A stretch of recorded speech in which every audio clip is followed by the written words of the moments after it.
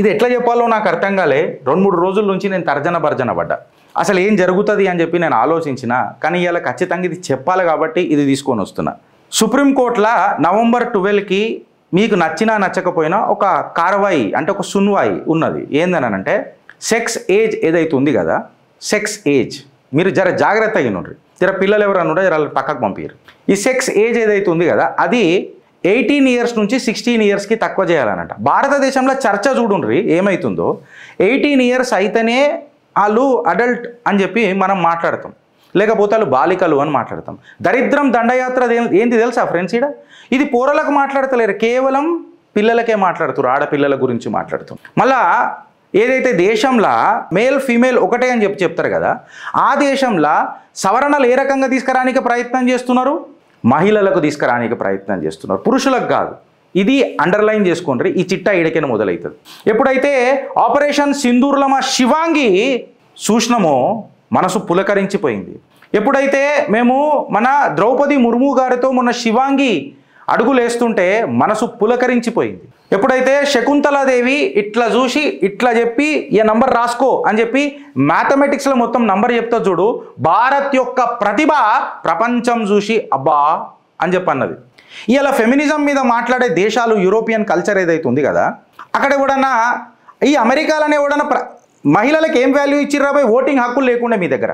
ఇక్కడ కూడా అగర్ నా రూట్స్కి కనెక్ట్ అయ్యి మాట్లాడాలని అంటే ప్రతిసారి మా అమ్మలని మేము ముంగట పెట్టినాం. పార్వతి పరమేశ్వరుడు అని, లక్ష్మీ నారాయణుడు అని, ప్రతిసారి సీతారాముడని, ప్రతిసారి అట్లాంటి ఈ దేశంలో కొంతమంది ఇక నేను ఏమనాలో నాకు అర్థమైతలేదు. జర పొద్దున వచ్చినా కాబట్టి అలా జర నోరు కంట్రోల్డ్ స్టేట్లు ఉంటున్నా. ఇందిరా జైసింగ్ ఒక సుప్రీంకోర్టులో కేసు ఫైల్ చేస్తారు. పబ్లిక్ ఇంట్రెస్ట్లలో ఏందనంటే ఆడపిల్లకు తన డెసిషన్ తీసుకునే కెపాసిటీ ఉండాలా, దేని మీద డెసిషన్ తీసుకునే కెపాసిటీ ఉండాలా. అగర్ ఇందిరా జైసింగ్ దేని మీద చదువుకోనికే కెపాసిటీ ఉండాలా నేను ఆనందిస్తుండే. నేను ప్రయోజకురాల్ని కావాలా అనే మనస్తత్వం ఉంటే నేను ఆనందిస్తుండే. కాకపోతే నేను పచ్చిగా మాట్లాడదాం ఇవాళ, నేను పండుకోవాలన్నా వద్దా, నేను సెక్స్ చేయాలన్నా వద్దా అనే నిర్ణయము దాని మీద డిస్కషన్ అవుతుంది ఇలా దేశంలో. దానికి కేంద్ర ప్రభుత్వం క్లియర్ కట్గా చెప్పేసింది, bringing down the age of consent from 18 to 16 years ఏదైతుందో సుప్రీంకోర్టుకి కేసు వేసిర్రు. ఎవరు వేసిర్రు? మిస్ జైసింగ్, ఇందిరా జైసింగ్. తను ఈ పెద్ద మనిషి కేసు వేసింది.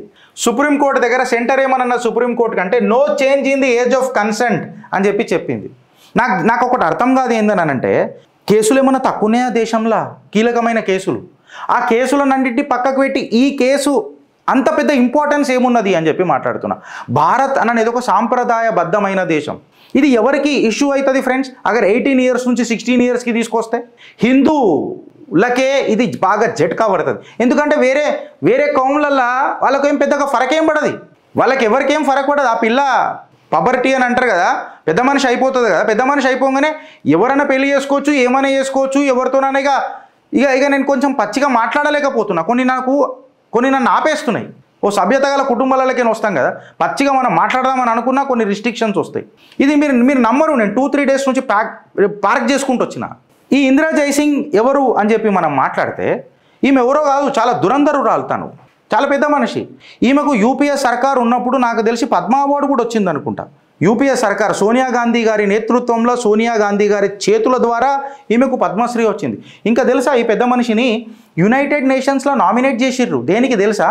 రోహింగ్యాలకు జరుగుతున్న అత్యాచారాన్ని మాట్లాడినందుకు ఈమెను యుఎన్లో రిప్రజెంట్ చేసిర్రు. ఈమె ఘనచరిత్ర చెప్తున్నా. ఈమెకు ఒక అసోసియేషన్ కూడా ఉన్నది, ఒక ఎన్జిఓ కూడా రన్ చేస్తుంది. ఆ ఎన్జిఓ ఏదైతే ఫారిన్ ఫండింగ్ వచ్చేది ఉంటుంది కదా, మన దేశ ప్రధాని నరేంద్ర దామోదర్ దాస్ మోదీ పుణ్యాన ఆ ఫారిన్ ఫండింగ్ అనేది ఆగిపోయింది. లోకల్ నుంచి ఇప్పుడు ఆమె నడుపుతున్నది ముంబై కోర్టులో ఏమో కేసు వేసుకొని దాని మీద ఏమో ఇక ఎక్సెట్రా అది కోర్టులో నడుస్తుంది కాబట్టి నేను మాట్లాడదలుచుకోలేదు. అంటే ఈ ఇందిరా జైసింగ్ ఏదైనా ఉమెన్ ఎంపవర్మెంట్ గురించి కూడా కొట్లాడుతుంది. తను ఉమెన్ యాక్టివిస్టులకు చాలా నిజంగా మళ్ళీ ఇది ఉమెన్ ఎంపవర్మెంట్ అవుతుందా ఫ్రెండ్స్? నేను ఒకసారి మిమ్మల్ని అడుగుతున్నా, మీ కమెంట్ రూపంలో దయచేసి చెప్పరు. భావోద్వేగమై మాట్లాడాల్సి వస్తుంది, బాధతో మాట్లాడాల్సి వస్తుంది. బట్ ఈ బాధ్యత ఇలా మాట్లాడుతుంటే మీరు ఏం కమెంట్ చేస్తారని చెప్పి నేను ఎదురు చూస్తున్నా. ఇలా core debate of the issue ఏందనంటే సెక్స్ ఏజ్ని 18 years నుంచి తక్కువ చేయాలన్నట్టు. అంటే ఇప్పుడు నేను ఒక మాట ఏం చెప్తున్నా అంటే, సపోజ్ ఇప్పుడు 18 years ఒక పిల్లకు లేదనుకో, ఆ పిల్ల మనస్ఫూర్తిగా ఒప్పుకున్న కన్సెన్షువల్ సెక్స్ అయినా it is considered as a rape. It is considered as a rape in టుడేస్లో. అంటే ఇప్పుడు ఇక కన్సెంట్ ఇచ్చినట్టే. వెనకటికి మనం కొన్ని తీర్పులు కూడా చూసినాం. ఎట్లా అంటే ఈ మన పిల్లలే బలవుతారు. నేను ఓపెన్గా చెప్తున్నా, హిందూ పిల్లలకే ఇది పెద్ద జట్కా. ఇది హిందూ పిల్లలకే ఇది పెద్ద జట్కా. మళ్ళీ పూరలకు కూడా ఇది కన్సెన్షువల్ సెక్స్ 18 years నుంచి 16 వరకు రావాలని చెప్పాలి కదా. కాదు, మహిళలే, ఆడపిల్లలే. అంటే హిందువుల మనోభావాల మీద ఇప్పుడు నేను ఏమైనా మాట్లాడితే గిరీష్ దీనికి హిందూకి ఎందుకు లింక్ చేస్తున్నావు అని అంటే యూనిఫామ్ సివిల్ కోడ్ ఎవడు ఫాలో అవుతాడు రా బై? ఓన్లీ హిందువే ఫాలో అవుతాడు కదా. నీకు అర్థమవుతుంది అంటున్నా, నీకు చట్టం తెలియదు. నువ్వు కంప్యూటర్ల ముంగట కూర్చొని ప్రోగ్రాంలు చేసేసి yeah my performance was very good but my company is not giving me respective appraisal, my potential versus performance నీ వీడికే ఆగిపోయింది. అటు చట్ట సభలలో కూర్చొని చట్టాలు చేస్తున్నాడు రా. అయ్యా నేను పొద్దున్న నుంచి మొత్తుకునేది గందుకే మీతో. ఇప్పుడు సీన్ ఏమవుతుందంటే 18 years కంటే నువ్వు తక్కువ చేసేసినావు అని అంటే అదిగా నువ్వు నిజంగా చెప్పాలని అంటే నువ్వు ఎంపవర్ చేసినావు కదా. మళ్ళీ ఇప్పుడు పేరెంట్సు, పోలీసు, ఈ మైనర్ లాసు ఇవన్నీ సంకనాకినట్టే కదా. ఇలా నేను ఏమంటున్నానంటే నువ్వు ఏజ్ 16 yearsకి తక్కువ చేసుట్లో నువ్వు ఎడ్యుకేషన్ గురించి మాట్లాడుతున్నావా? నువ్వు అలా కెరియర్ గురించి మాట్లాడుతున్నావా? అలా ఫ్యామిలీ వాల్యూస్ గురించి మాట్లాడుతున్నావా? అంటే 16 years అంటే ఇప్పుడు ఆ పిల్లకి ఎంత ఏజ్ ఉంటుంది బ్రదర్? మా అంటే 10th class పోతుంది ఆ పిల్ల, అంతేనా? 10th classకి పోతుంది మ్యాక్సిమం. ఏమన్నా మంచి 10th class చేసుకో అంటే 10th class లోపల నువ్వు సెక్స్ చేసుకోనికే పోవాలా లేకపోతే చదువుకోనికే పోవాలా? నువ్వు ఎడ్యుకేషన్ గురించి మాట్లాడదామా లేకపోతే ఇట్లాంటి అడ్డమైన పంచాయతీలు మాట్లాడదామా? అంచలంచలుగా ఈ బాలీవుడ్ కాడ నుంచి మొత్తము శిల్పా శెట్టి మొగుడు ఏం చేసిండు వెనకటికి? ఏం సినిమాలు చేసిండు? గిట్లా చేసుకుంటే వీళ్ళు మనకు ఆదర్శం అవుతారు. చురాకే దిల్ మేరా, గోరియా చెల్లి, కిస్కే లియే భయ్, ఏక్తా కపూర్ అయితే అసలు ఇక కంకరం కట్టుకొని సినిమాలు తీస్తుంది ఆమె. గిదా నువ్వు చేసేది? అంటే నువ్వు లోవరింగ్ ఏజ్ చేసి క్లాస్ రూమ్లలో ప్రెగ్నెంట్ నిండు కడుపేసుకొని కూర్చుంటావా? ఇది ఎవరికి ఎఫెక్ట్ పడుతుంది బ్రదర్? రేపటి దినం ఒకడు వస్తాడు, మనమేమో ఫ్రీడమ్ ఇస్తాము మన పిల్లలకు, మనం వాళ్ళతో టైం స్పెండ్ చేస్తాము, మనము కష్టపడి వాళ్ళకి చదివిపించి వాళ్ళను ప్రయోజకులను చేద్దామని చూస్తావు. ప్రభుత్వ స్కీమ్లు ఏమొస్తున్నాయండి? కళ్యాణ లక్ష్మి అంటే ఆడపిల్ల పుడితే పెళ్లి చేసి పంపించాలి అంతే. ఇంకా మిగతాది ఏమి ఉండొద్దు లైఫ్లో. ఇగో ఇది పంచాయతీ. స్కీములు అట్లనే వస్తున్నాయి, వీళ్ళు కేసులు వేసేటోళ్ళు అట్లనే ఉన్నారు. రేపు మళ్ళీ ఇక ఏమొస్తాయో దీనికి డెసిషన్లు అనేది ఇక దేవుడి కెరక, పరమేశ్వరుడి కెరక. ఇప్పుడు నేను అడుగుతున్నా, ఇది మాట్లాడే కంటే ముందు నేను ఒక కౌన్సిలర్తో మాట్లాడినా.